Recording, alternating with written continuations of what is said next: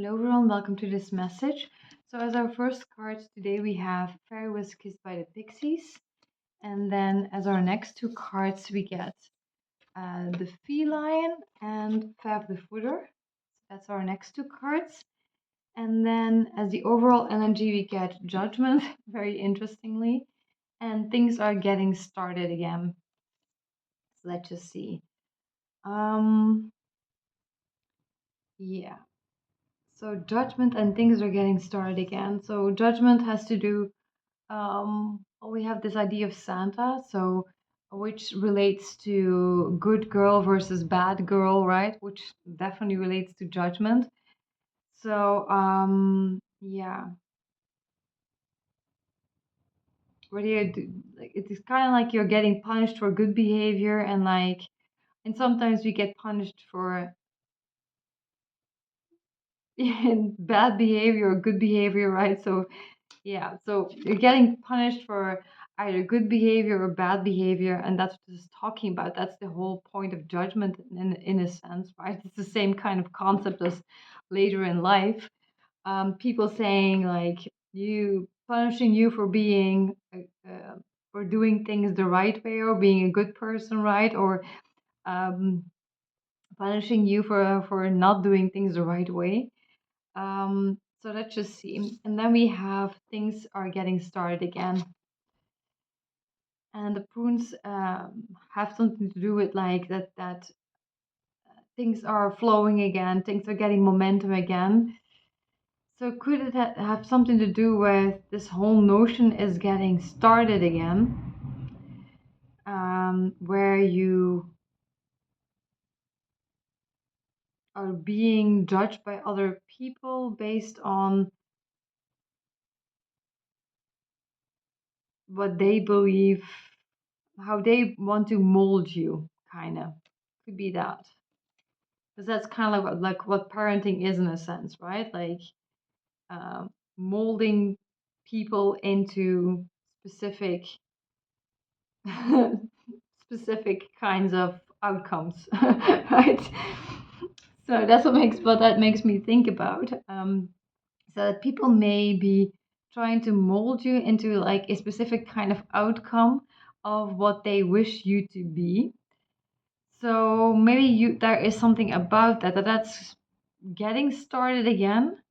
Then you have the Fair Was Kissed by the Pixies. So it could relate to this. So this is like a person who is shining her light, who is very much cherished and blessed by God, right? Like a chosen one, highly stands out, right? Highly is in a really great vibration, and this tends to invite judgment in a sense, right?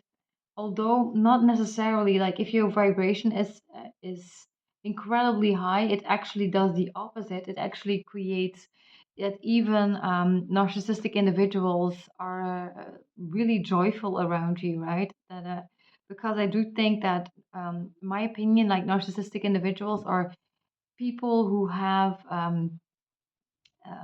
a wound in terms of their inner child, it seems. And like when they come across people who have a really really high playful vibration, like very joyful, very childlike, it tends to spark their own inner child, I guess. To it is a child inner child healing for them, I guess, which is the where their core wound, I think, probably stems from. So yeah, so it could have something to do with that. That it has a really positive effect. So I don't think that actually invites judgment, this kind of vibration. Um, a slightly lesser vibration than this, yes, that might cause like judgment. Like when you are just yourself, that is not enough, I think. Like if you are just yourself, then you are on that vibration of where you invite judgment. But like when you arise even higher than that, then when you're like very much in a world of your own, then those things change, right? And you are in a different kind of state. So let's see. And then you have the feline, which is Satan getting away with something. So wonder what this is going to be about. So Satan is trying to get away with something as it relates to you being in an incredibly high vibration. So I have noticed that this incredibly high vibration does tend to cause demonic warfare. So um so let's see. So Satan is trying to get away with something, and it's kind of easier to get away with this when you are an incredibly high vibration, because you're just not in that atmosphere. So what the combination of these two is like you're in such a high vibration that you're just literally in some kind of world of your own, and as a result of that, like your vibration is just too high. It doesn't resonate with this world, you could say. It is infectious towards the world. It lifts the world up, right, to your level, because your vibration is just definitely higher than everyone you meet, right? So of course it is highly infectious, but there is a downside to it in terms of that it creates a blind spot, you could say. It creates a blind spot in terms of that Satan is constantly trying to get away with things, and is, yeah, it makes demonic warfare easier, I guess, in a sense. And then you have Fab the Footer. Fab the Footer is talking about like a journey that um, a journey that has hurt you, right? So you're like in a really great vibration, but at the same time, you are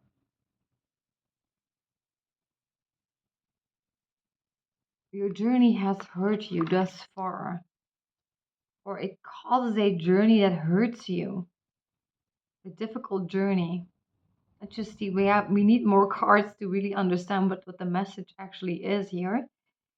So then we have the spirit dancer. So you are breaking through. You're breaking through some kind of a barrier, and we have the raw card next to that. So this means that destiny is coming your way, and you are breaking through some kind of barrier that is towards your destiny. So, and I definitely feel that immense. I don't know if you've noticed it yourself, but like there is an energy that is incredibly difficult to work through, and at other times the like you are completely in vibration, like you're completely in your own world, and like you're incredibly infectious for the entire world, right? Because like your light is like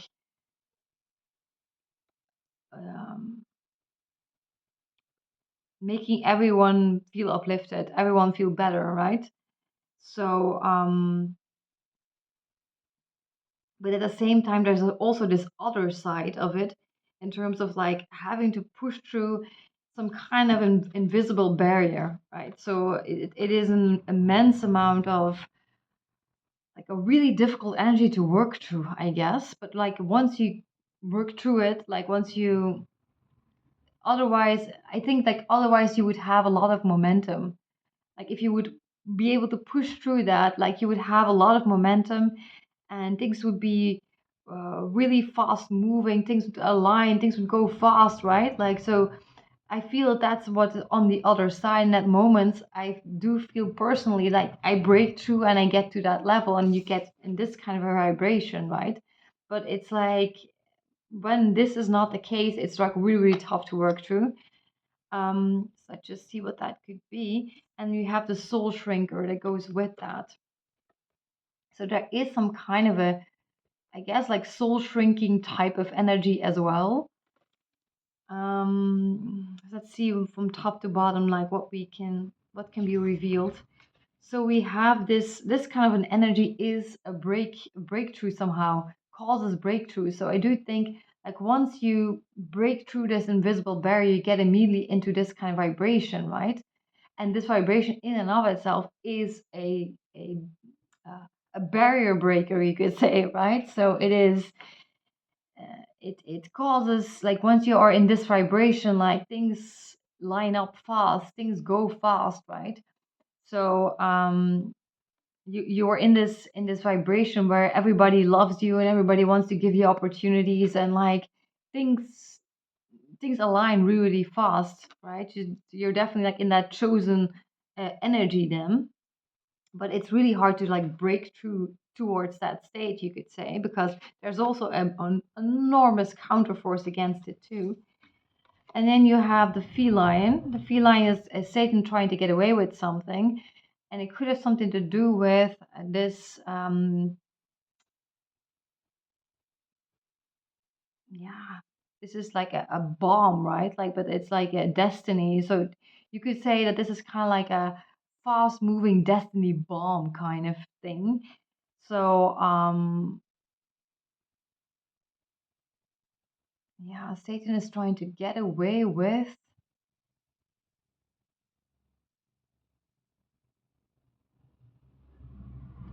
something that relates to this incredibly fast momentum and destiny course of events, right? That you are seeking to break through into. You're seeking to break through into this highly destined, mm, really, really fast moving momentum kind of energy. And maybe it could also talk about inner knowing. So maybe Satan is trying to sabotage that you cannot uh, connect to your inner knowing, because otherwise things would go really fast, that you can't see the bigger picture, because if you could see the bigger picture, if you could break through to that bigger picture, things would go really, really fast as well. And then you have the footer, so a very, very difficult journey, a soul shrinking, difficult journey. So I do think, like, I at least am noticing that, like, these really frustrating, a frustrating kind of stagnation, right? Like a counterforce, you could say. So this would be the same thing as like you can't really make momentum, you could say. Can't make momentum because it's delay upon delay upon delay, and like it's or if that's not the case, then it's like uh, um, the for example, that your whole household is sick and you need to get something done, and like you can't make movement that way, right? Everything is like not is a counter movement, you could say. And I think it has something to do with that, like a soul shrinking, soul shrinking, difficult journey that is exhausting, right? A soul shrinking, difficult journey that is exhausting, that you need to like literally recover from, because Vav the Buddha has walked this entire journey towards through the forest, and now he has to sit down, tend to his feet, and like recover a bit, and has something to do with the soul shrinking type of journey that is happening, where your path is like so freaking tiresome, you could say, that like it's almost like Satan is soul shrinking your destiny. Satan is soul shrinking momentum. Um, that's kind of what's happening here. And then at the bottom of the deck we have Sheaf the Kruak. So you are. This usually talks about that you are looking and expressing in the world, but most definitely like looking towards the world in terms of uh, a place of non-identity. So you're looking to from a place of non-identity, which actually should be an incredibly high vibration. So when a person is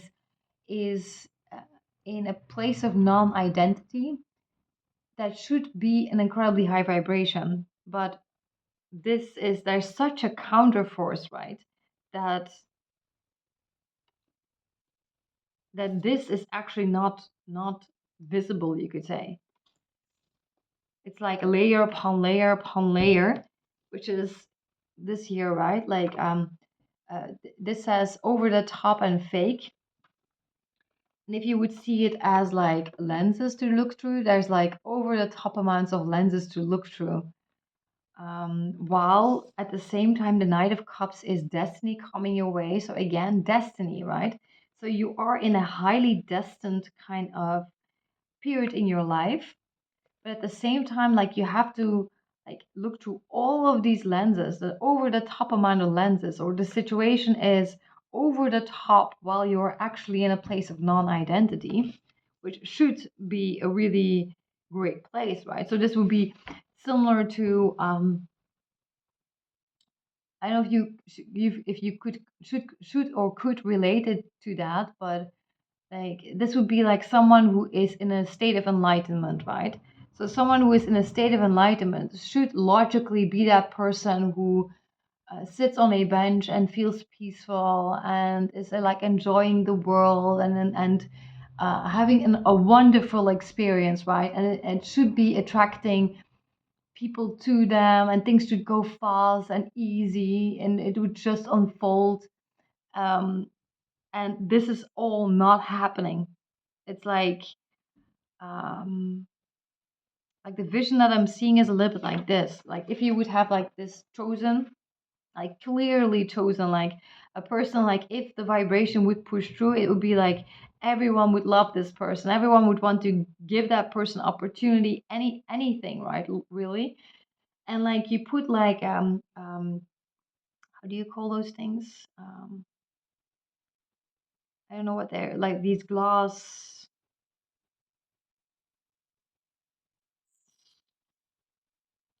I don't know what this is called, but it's like a round glass that you put over it, right? So let's just call it a box because I don't know what the word is. But like, let's just put a box over, right? And like not just one box, like two boxes, three boxes, four boxes, right? So it's kind of like that. Like let's box this like box this person in, and it you are boxed in, not just like in a sense like over the top boxed in by whatever is boxing you in, which is probably like the soul shrinking type of exhausting journey that Satan is getting away with, right? So Satan is getting away with, but it's also very clearly that it is Satan who is doing this, is getting away with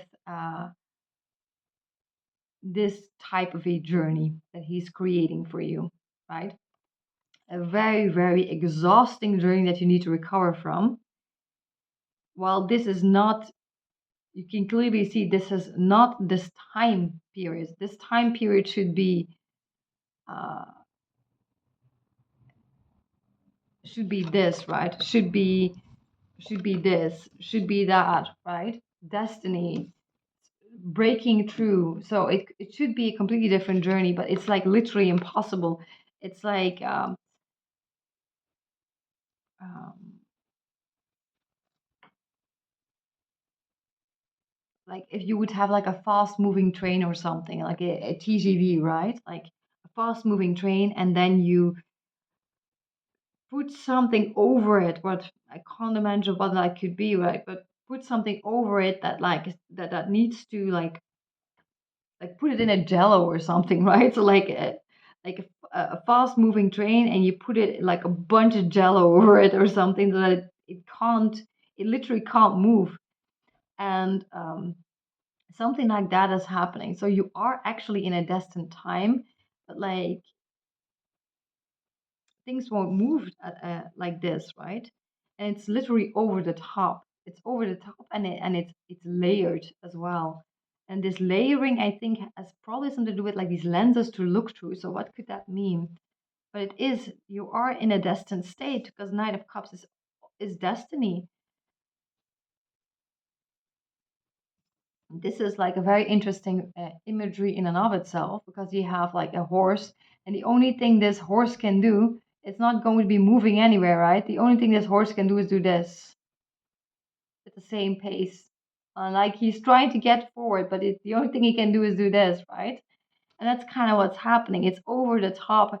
It's like so much demonic warfare that's so over the top that you are literally pacing at the same, like you can't move forward literally while you are in a destined time. So it's very peculiar how you are supposed to push through that, because I'm not seeing that yet. But like at the very least, like you are going to be standing there forever, you could say. So it's better to like get off this horse. I think in this case, let's just go with the imagery. Like I think this elf should likely get off this horse and like find himself another horse. You could say I think because this one is not going to get him anywhere. Mm, and she of the crew acted multiple lenses to look through. So you have like the lens of the ego, I guess, the lens of others. So it could be maybe you need to look through the lenses of all kinds of other people before you can get to your non identity perspective on the world. It could be that.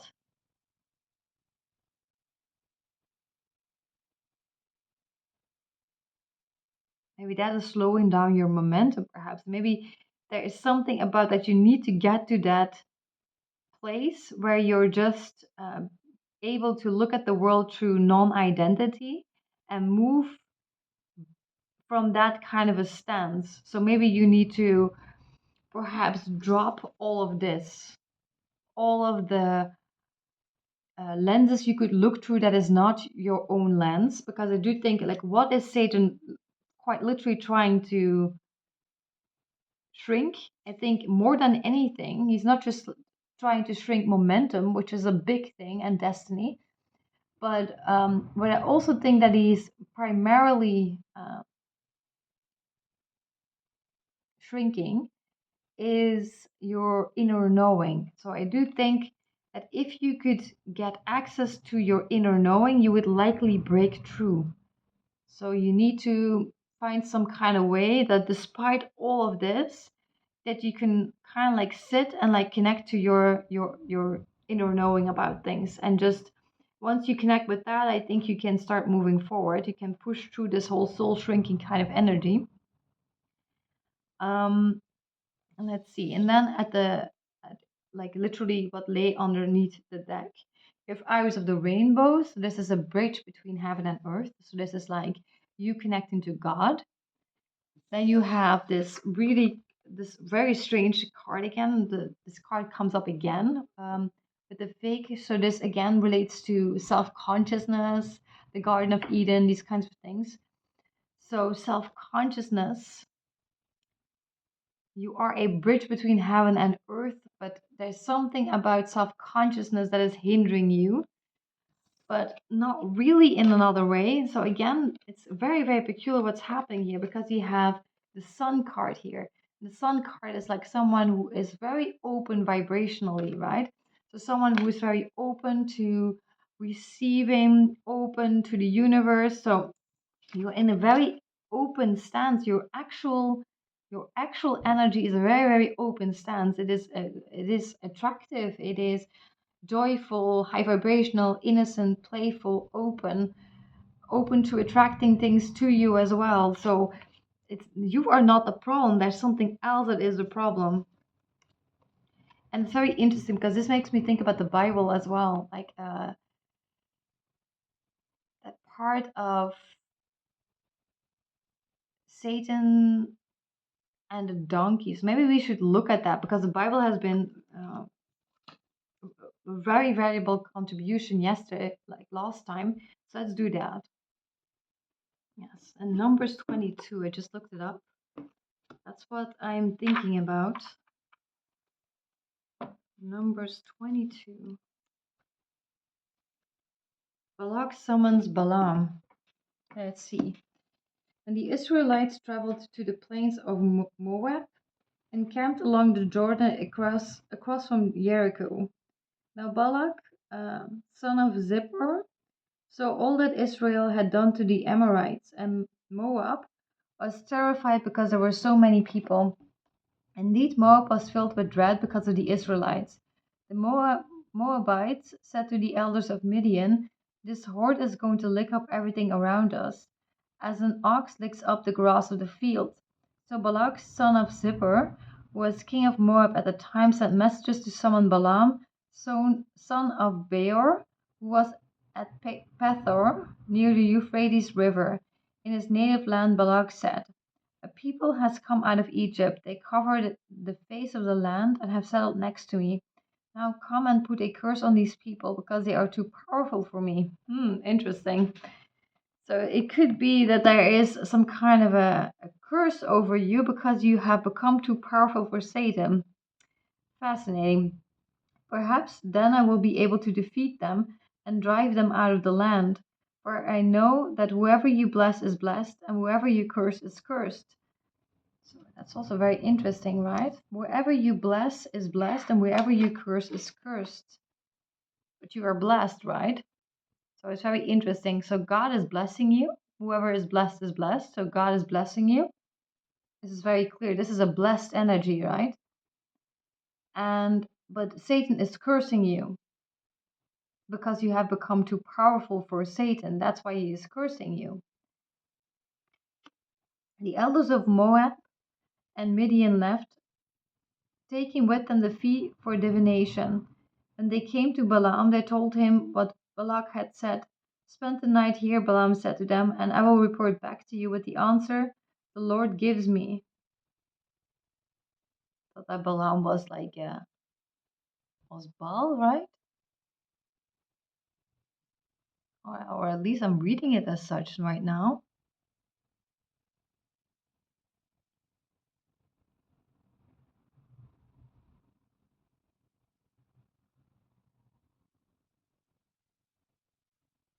I have a feeling that the Balaam in this particular case actually is Baal.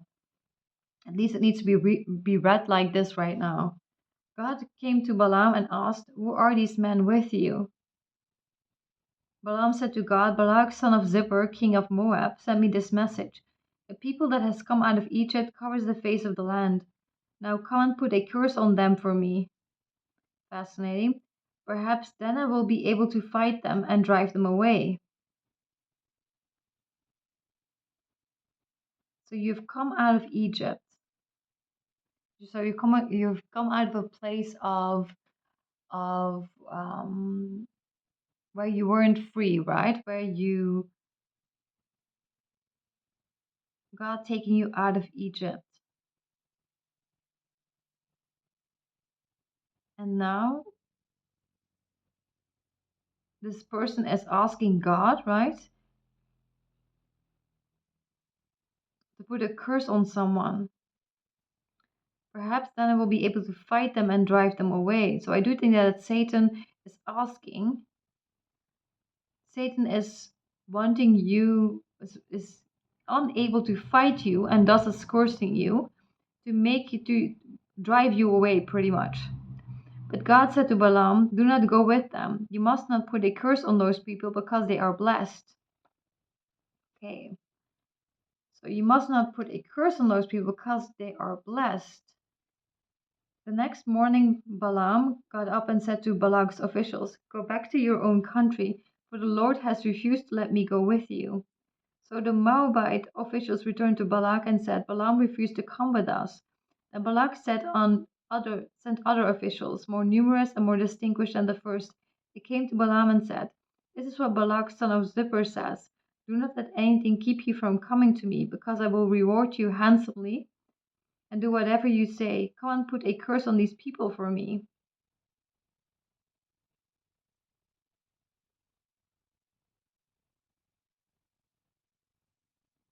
But Balaam answered them, "Even if Balak gave me all the silver and gold in this place, I could not do anything great or small to go beyond the command of the Lord my God. Now spend the night here, so they can find out what else the Lord will tell me."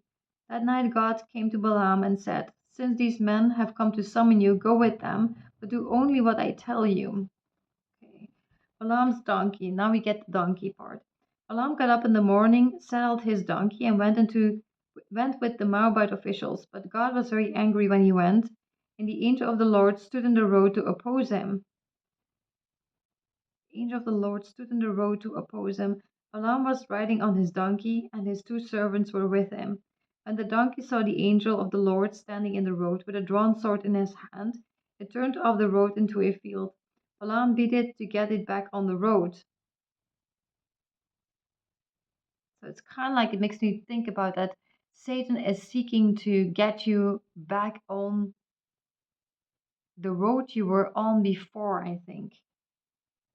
Then the angel of the Lord stood in a narrow path through the vineyards, with walls on both sides. When the donkey saw the angel of the Lord, it pressed close to the wall,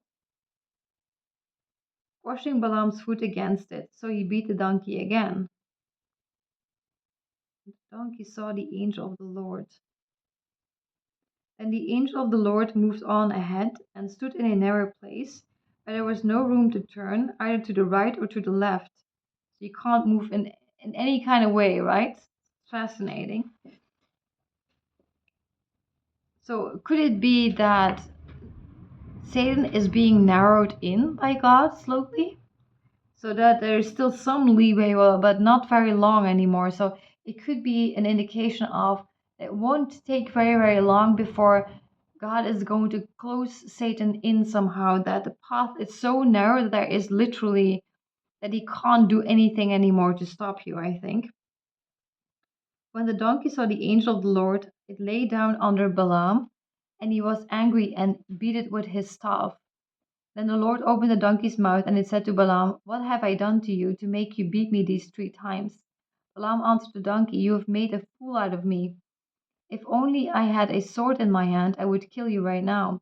The donkey said to Balaam, "Am I not your own donkey, which you have always ridden to this day? Have I been in the habit of doing this to you?" "No," he said. So it makes me think about that the situation that you are in is completely unfair, right? Um, Then the Lord opened Balaam's eyes, and he saw the angel of the Lord standing in the road with his sword drawn. So he bowed low and fell face down. The angel of the Lord asked him, "Why have you beaten your donkey these 3 times? I have come here to oppose you because your path is a reckless one before me."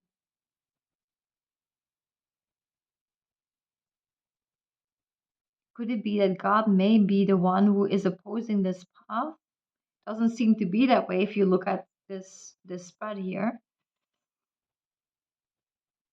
It's a reckless one before me. The donkey saw me and turned away from me these 3 times. If I had not turned away, I would certainly have killed you by now, but I would have spared it.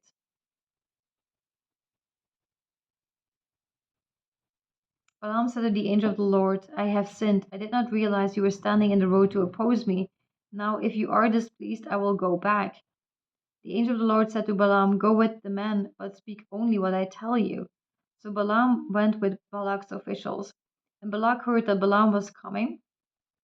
He went out to meet him at the Moabite town of the Arnon border at the edge of his territory. Balak said to Balaam, "Did I not send you an urgent summons? Why didn't you come to me? Am I really not able to reward you?" "Well, I have come to you now," Balaam replied, "but I can't say whatever I pleased. I must speak only what God puts in my mouth." And Balaam went with Balak to Kiriath Huzoth. Balak sacrificed cattle and sheep and gave some to Balaam and the officials who were with him. The next morning Balak took Balaam up to Bamot Baal, and from there he could see the outskirts of the Israelite camp. Hmm.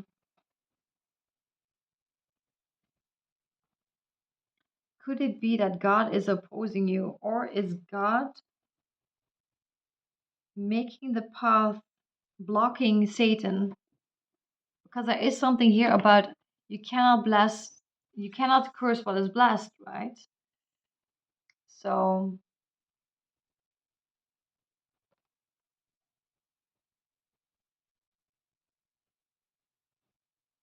when God blesses someone, this person is blessed, right?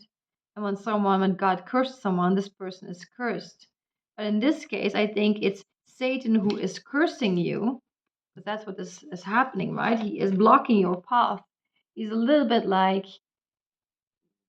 in this story, a little bit like the angel, like, because the good people in this story are not really good people, you could say, in terms of my interpretation currently.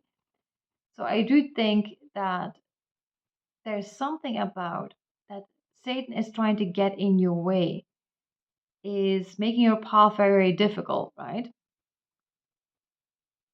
And if you would see this as punishment, it could be that you are being punished for good behavior, that you are actually following God's instructions, and that you're being punished for following God's instructions. I think it has something to do with that, in alignment with that story. So that that you are blessed, God is blessing you, but Satan is cursing you. And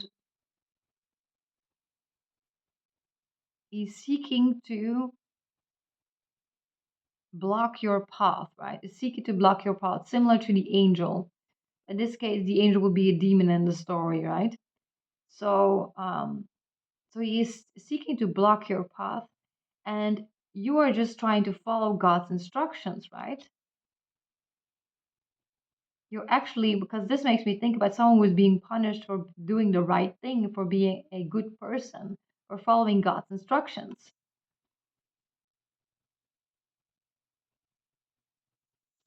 So things get moving again, where you are being punished for actually following God's instructions by Satan, whom you have become too powerful for, right?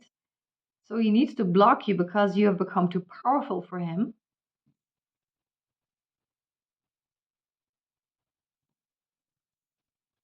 Could this be with the story? The horse. This would be like the donkey a little bit, right? But this is not a donkey. That's also very fascinating because it actually is a moose, right? Or like a, how do you call that? It's called a moose? Some kind of deer, right? And this for me is a symbol of being protected by God, being in prayer to God, like Algis, right? Rune Algis talks about being protected by God and being in connection with God, being in prayer, right? So I do think that you are following God's instructions, that you are in prayer to God, like the bridge between heaven and earth, right? So you are in communication with God, you are following God's instructions, but Satan is seeking to punish you for following God's instructions. He's seeking to punish you for following God's instructions.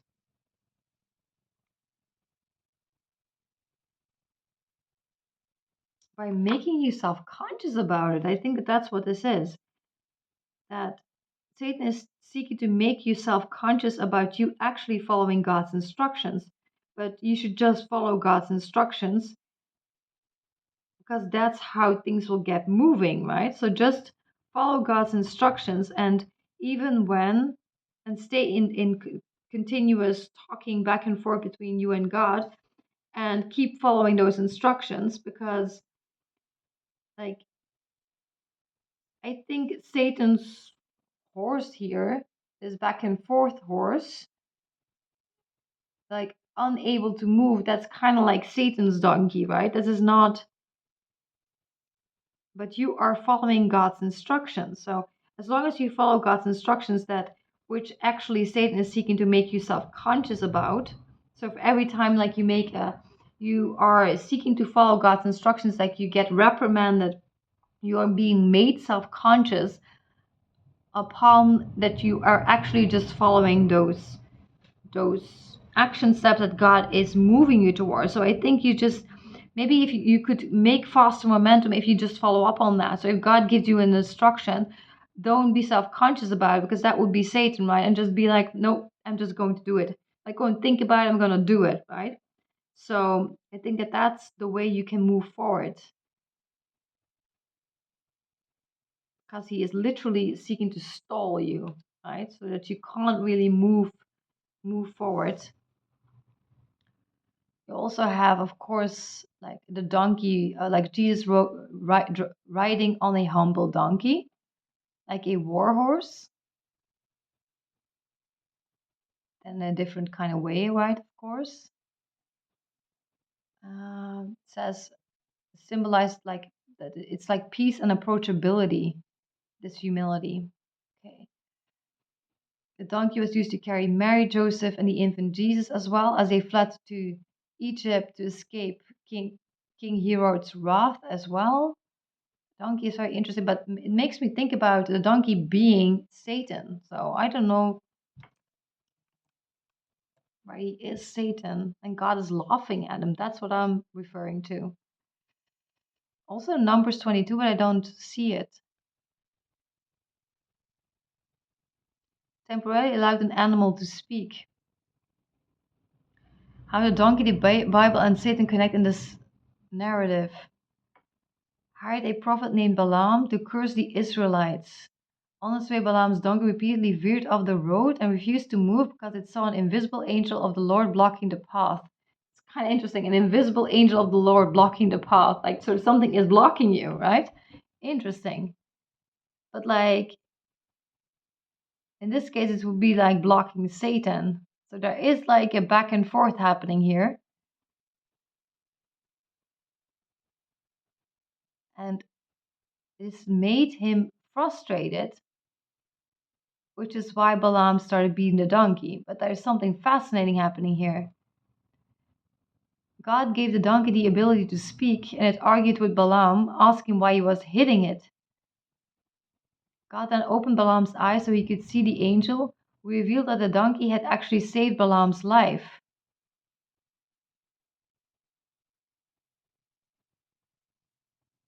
Adversary, obstacle, or opponent.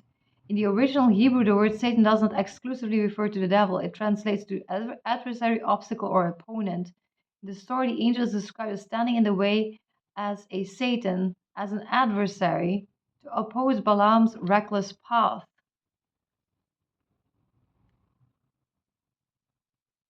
In biblical theology, the donkey is seen as spiritually perceptive, whereas the seer Balaam is spiritually blind. So could it be that God is blocking your path and that you don't realize this?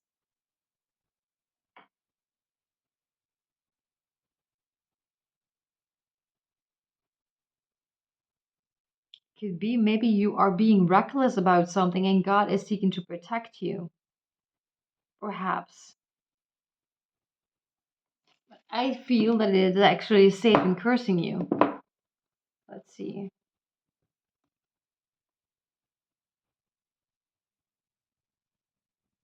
I'm in a deep sense a very unhappy personality. Even from my youngest youth,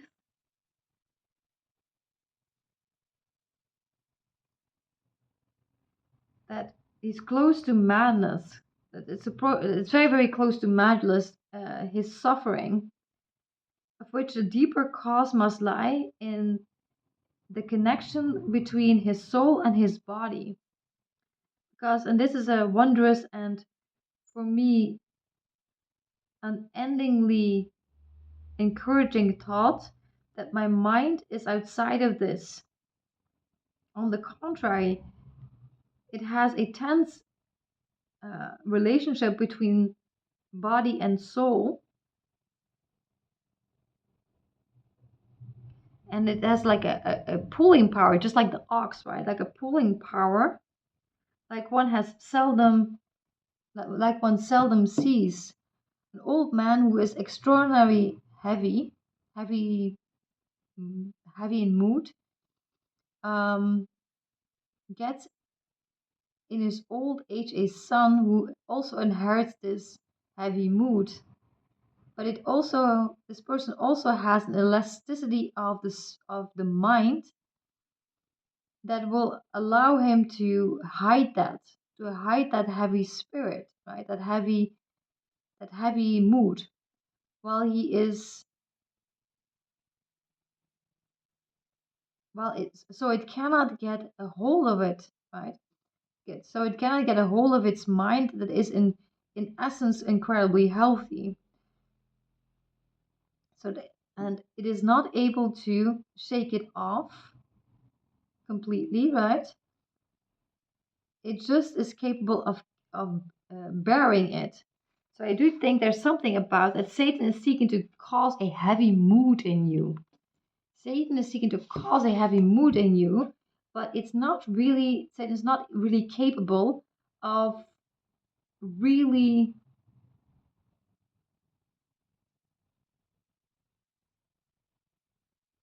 you are too flexible for that, right? Your mind is too flexible, and you are capable of hiding this heavy mood and to stay with a mind that is incredibly healthy. But you can't really shake it off either. You're just capable of carrying it, bearing it. So there's something about that Satan is seeking to cause a really, really heavy mood in you, and you are capable of dealing with it, but you're not really capable of completely shaking it off, this heavy mood, right? So he is affecting your mood. He is causing this heavy mood upon you, which is like that curse, right? So,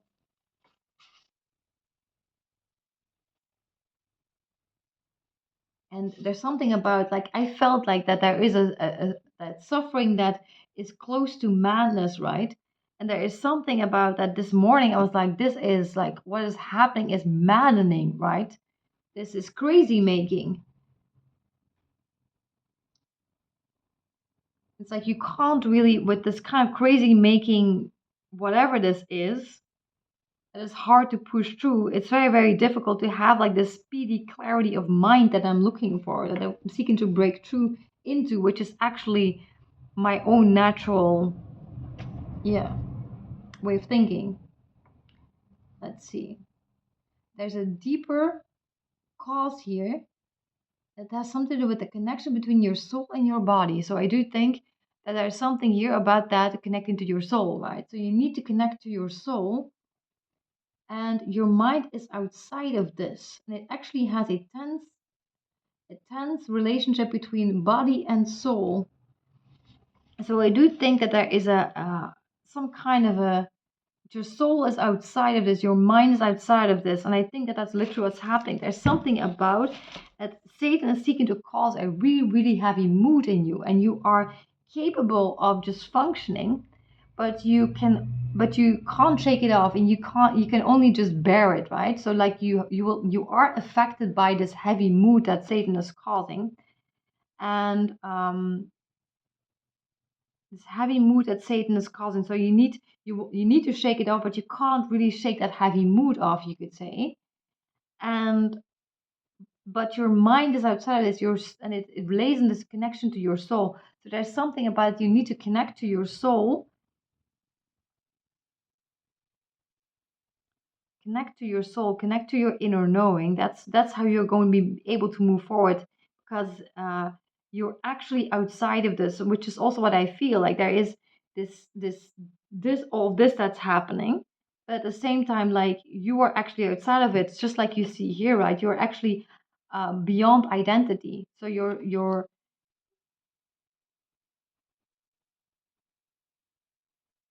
outside of it, you could say, right? Because you are beyond identity.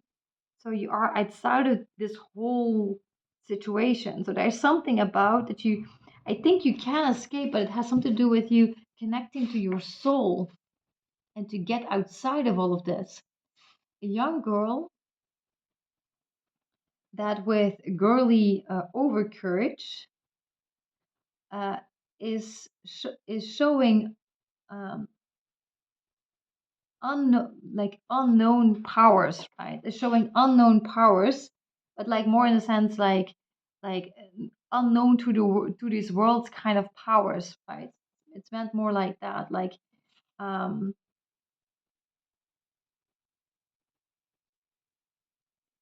that he is that gave me the impression that there was a way out of this sad mistake. But what started as a sad mistake, that there was a way out of that, a way out of breaking the engagement, and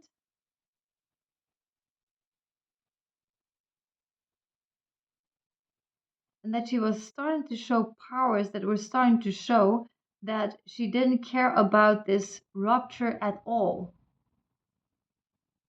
So could it be that there is some kind of a rupture happening in terms of, like, you are in an incredibly high vibration, a very, very blessed vibration, that there is a rupture happening and that you should not care for the rupture? Like, you, me, right? outside world you. So there is a rupture between vibration, I think, happening, and you should just not care about it. And there are some kind of, you have some kind of unknown power, and it's quite unknown to this world, even like powers that are unknown, unbeknownst to this world somehow. And you're starting to have that power to shake, to not care about it all. And there is some kind of a way out of this, out of what started as a sad mistake. Let's see. Um,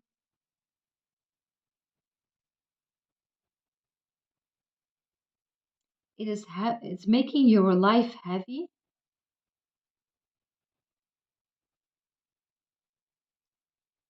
and this will lead to the death of the girl. Something about that.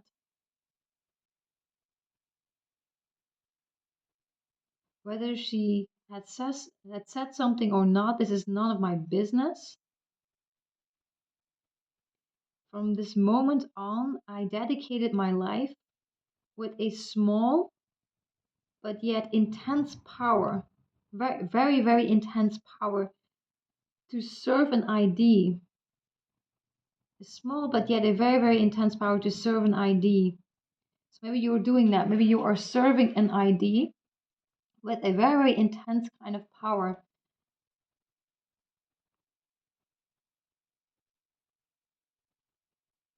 He's not interested in having confidence, and he is totally not inclined to talk about people with about his inner, what's going on in his inner space. So maybe you don't want to talk about your inner, what's going on inside of you, nor have confidence, right? I do mean, and I have meant, that it is the duty of a human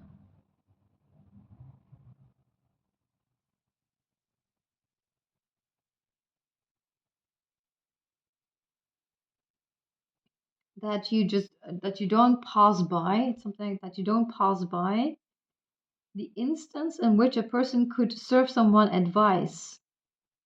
So it could be that you're getting a lot of advice, right? A lot of moments where there are advice, and that you may want to pass that by, perhaps.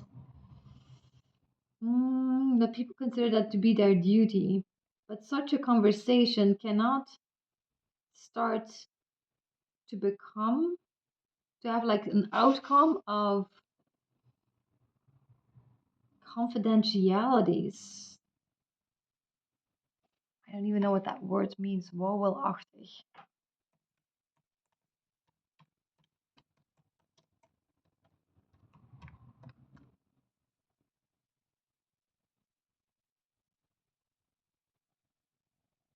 Waffling? Aimless. Talking aimlessly without getting to the point. So maybe there's something about conversations of advice where you're talking aimlessly and you're not getting to the point. Um, and it has something to do with confidentialities. You don't want that. It must take the shape of a serious and official declaration. I have asked my physician whether he has the opinion that there is a ill connection between the structure of my body and my psyche, whether this could be abolished so that I could realize the general, like the overall, right? He doubted it, and I asked him whether he was of the opinion that my mind is capable of the willpower to change or to alter, to transform this this ill connection between the body and the psyche, right? The body and the soul, I think, in this case. And he doubted it. He would not recommend to use my willpower. Okay, that's very interesting. So people are not recommending you to use your willpower to get, so they are not helping you. That's very clear, right? They are not recommending you to use your willpower to So whatever advice that they are giving you, it's not intended to help you out. And what you are seeking, you need to listen to yourself, right? You need to listen to what you believe.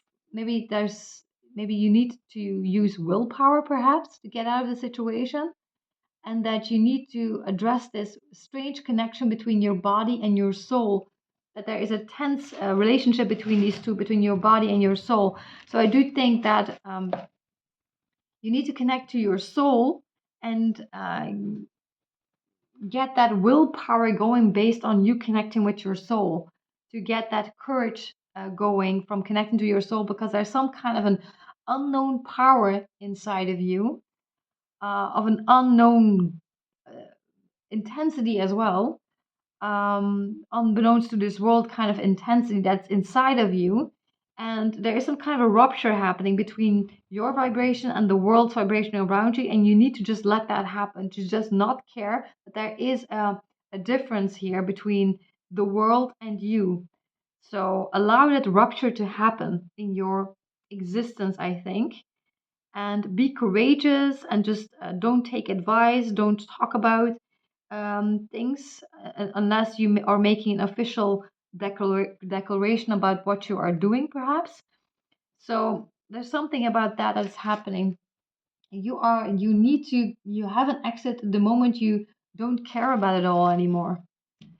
So that's kind of interesting. So yeah. So I'm wishing you a very beautiful day ahead, and hope this was helpful to you. Bye.